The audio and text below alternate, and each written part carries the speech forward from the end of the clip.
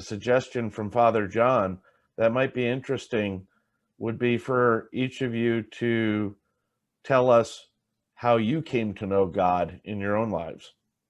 So why don't we start again with Frank, and then Father John, and then back to Larry. Well, that's going to be, from my story, is going to be very different from either of theirs or even yours, Rich. But it started when my dad was in the Navy, served 27 years. We were stationed in Pearl Harbor. And my parents really believed strongly that we needed to be involved in a church of some sort. So we started going to the submarine-based chapel. Non-denominational, couldn't tell you much about it. I was about, at the time, probably 11 or 12 years old. Started attending Sunday school with my classmates from elementary school because we all lived in the same neighborhood and we all went to the same church. And something happened in Sunday school one morning, which you would not expect to have happen in a Sunday school. Had a Sunday school teacher told me that if I did what I kept doing and believed what I believed, that I was going to burn in hell. And I looked him right in the eye and said, well, then that's fine. I sure don't need this. And I got up and walked out. And my parents found me in the car a couple hours later after worship. I said, I'm not going back. It's never going to happen. I'm not going back, period, end of story. That was 11, 12 years old. Well, fast forward about 7 or 8 years later, meet this girl in college. Wow. We began seeing each other. I started going up to Northern Virginia to see her family. She was one of 8 children. Her parents were devout Roman Catholics. And I saw something very different in not just in the Catholic Mass and in the Catholic Church, but in the families that were gathered there and how they enjoyed one another's company and how even on bad days, worship was uplifting. And that began to make me start rethinking all of this because I was now being exposed to people of faith. I began to believe something that I had not believed, and faith began to grow and to flourish in that. And a few years later, we got married, and she had been wanting to go to church and wanting to go to church. I said, well, let's find something close by. And lo and behold, a new church started right around the corner. She started going. I started going a month later. Yes, I'm a little slow on the uptake. And my faith again began to grow. And that belief began to expand. And it was because of exposure to people who were living a faith that was real. It wasn't just on Sunday morning. I spent a lot of time with all of this family. We were living a faith. And it wasn't just Sunday morning. It was 7 days a week, 24 hours a day. And that caused my faith to grow to the point where I heard the call one day. And I actually went back to school to finish my bachelor's degree. I took some time off to go surfing, and it turned out to be about a 7 or 8 year log jam. But I went back to school, finished my bachelor's, applied to several seminaries, was accepted, moved to Richmond. Same day Larry and his family were moving to Richmond. And to add all of those things together, none of that was an accident. I didn't design it. God had a hand in it every inch of the way. God knows what's going on, knows what we need, and knows when to touch our hearts in the right way at the right time with the right people. And sometimes we just have to, as I've told myself several times, sit down, shut up, and listen.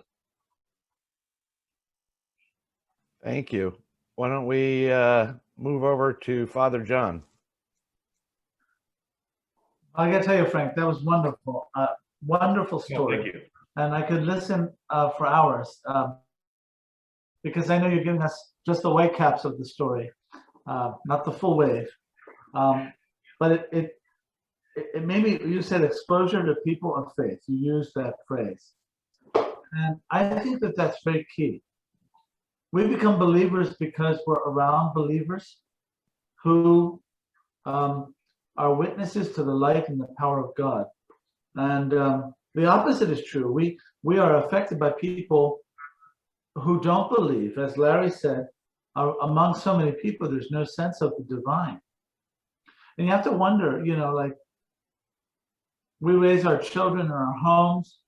We do the best we can. We try to raise them up with the sense of the reality and the beauty of God. And they go into some secular institution and they're under assault. As Larry said, no sense of the divine. You're 100% right.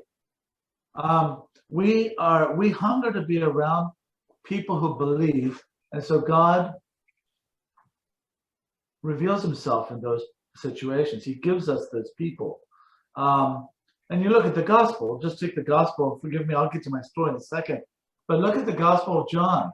It's one miracle after another of Christ revealing his power. And even then, even let's say with the raising of Lazarus, even then,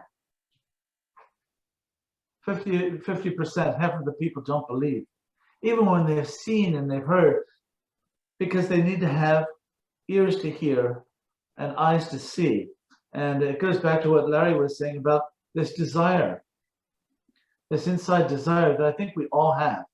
I think we all have that inner desire to know what's greater beyond us. And so as children, we have a starry-eyed view of the world, and we see our mothers and our fathers, and we look to them. And for me, my mother was a very saintly woman, God rest her soul, and she was at every service, and she would always be praying. She read the Bible every day. She prayed in the morning and at night, and when she cooked, and she was a saintly woman, and she was constantly doing her cross. We do our cross in the Orthodox Church, and I took it for granted. Oh yeah, that's my mom. She's a saint. Most people born into this kind of Greek Orthodox world have mothers who go to the church all the time. They light the candles, they say the prayers, they make the offerings. But it wasn't until my father, I was 10 years old, and he had a conversion experience. And by that I mean he was scared shitless, pardon me, because I think there was it was the Cold War, and Billy Graham was over there throwing rockets, saying, "You better repent because the end is near." And I remember hearing it too and saying, "Listen to this man's conviction. He must know something." And I think out of that initial fear, it shook my father. And my father, who grew up in the 50s, he was the kind of guy that had the t-shirt and had the cigarettes up here, and he's smoking all the time, drinking, smoking. And he changed his life. And he started painting not just landscapes, he's an artist, but icons. If you look in my office, there's all these icons and paintings that my dad did. And when he got turned on, it woke up something in me. I mean, I knew that there was always a God. I always had the sense of it. But I never knew him personally. I never took my life personally. I never thought about it until it was awakened and triggered that way. And then my dad did the unthinkable in a Greek Orthodox home. We had a Bible study, a weekly Bible study. And we had no credentials at all, had no understanding at all. But he'd open the Bible and he'd say, "What do you think?" And he'd venture some opinion, and I'd say, "That's way off base. That's got to be way off base." Because it was. But within the house now, there was this sense that God is real, God is present. And even with the icons that were everywhere looking at you, feeling the presence of God, I grew up then knowing that this God was not just some theoretical entity, not just some first cause, not some just idea that was behind everything, but that there's a real person, there's a real being who holds us accountable for our lives, and that our lives matter. After that, it was like Frank experienced, going down, meeting the opposite sex, and sometimes being good, sometimes not being so good, but ups and downs. And then later in life, making a commitment, but I had a hunger at a young age, not to die unsaved. So I knew that I was afraid. And the first step from my belief in God was fear. So, and I'm not just saying fear of God, like, oh, God's an awesome God. I mean, fear that I could burn in hell. And so that had a motivation in me from the beginning. And then I became in the group of believers in my church. In other words, I would go to church, I would actually listen to what the priest was saying. I would listen to the sermons. I was started becoming sensitized and allowing myself to be fed. And then when I received communion, I was truly repenting every time I did. And so that was the foundation of my belief. But I agree with you, Frank, 100%. God puts people in your life at certain times.